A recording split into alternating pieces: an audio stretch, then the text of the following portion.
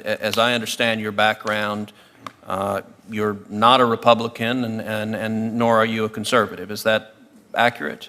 That would be an understatement. And indeed, you're the former editor-in-chief of Psychology Today. Correct. So you're a respected academic. You testified before this committee that Google's manipulation of votes gave at least 2.6 million additional votes to Hillary Clinton in the year 2016. Is that correct? That's correct. And I want to make sure I understand. You personally supported and voted for Hillary Clinton.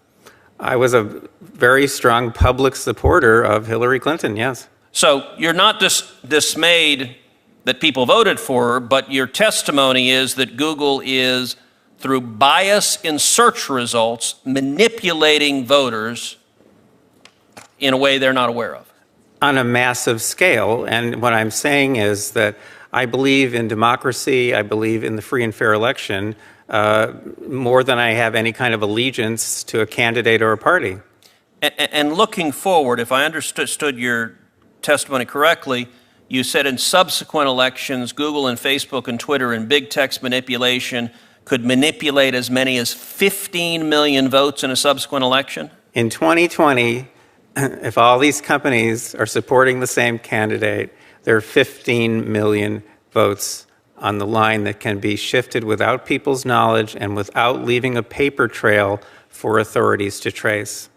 Now, you described the Go Vote reminder, and you said it wasn't a public service announcement, but rather manipulation. Can you explain how? I'm not sure everyone followed the details of that. Well, sure. If on Election Day in 2016, if Mark Zuckerberg, for example, had chosen to send out a Go Vote reminder, say just to Democrats, and no one would have known if he had done this, that would have given that day an additional at least 450,000 votes to Democrats. And we know this without doubt because of Facebook's own published data, because they did an experiment that they didn't tell anyone about during the 2010 election. They published it in 2012. It had 60 million Facebook users involved. They sent out a Go Vote reminder, and they got something like 360,000 more people to get off their sofas and go vote who otherwise would have stayed home. The point is, I don't think that Mr. Zuckerberg sent out that reminder in 2016. I think he was overconfident. I think Google was overconfident. All these companies were. I don't think he sent that out. Without monitoring systems in place, we'll never know what these companies are doing.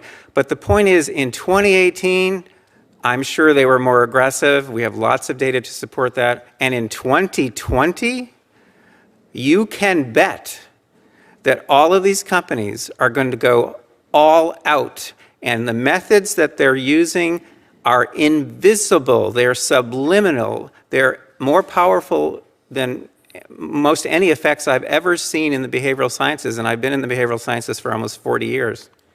You know, our Democratic colleagues on this committee often talk about what they view as the pernicious effect of big money and big corporate dollars. What you are testifying to is that a handful of Silicon Valley billionaires and giant corporations are able to spend millions of dollars, if not billions of dollars collectively, massively influencing the results of elections. And there's no accountability. You said, we don't know. We have no way of knowing if Google or Facebook or Twitter sends it to Democrats or Republicans, or how they bias it, because it's a black box with no transparency or accountability whatsoever. Am I understanding you correctly? Senator, with respect, I must correct you. Please. If Mark Zuckerberg chooses to send out a Go Vote reminder just to Democrats on Election Day, that doesn't cost him a dime. Fair enough. Do you happen to know who the Hillary Clinton campaign's #1 financial supporter was in the year 2016? I think I do, but please remind me.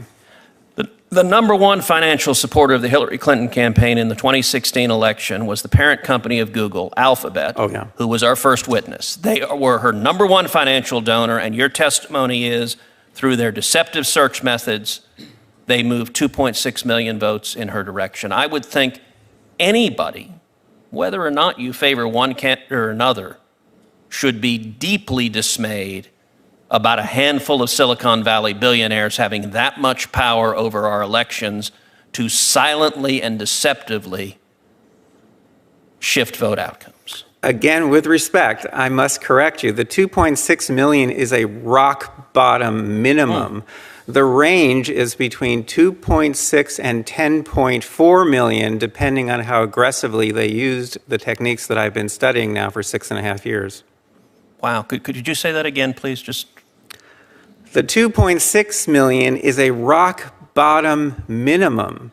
The range is between 2.6 and 10.4 million votes, depending on how aggressive they were in using the techniques that I've been studying, such as the search engine manipulation effect, the search suggestion effect, the answer bot effect, and a number of others. They control these, and no one can counteract them. These are not competitive.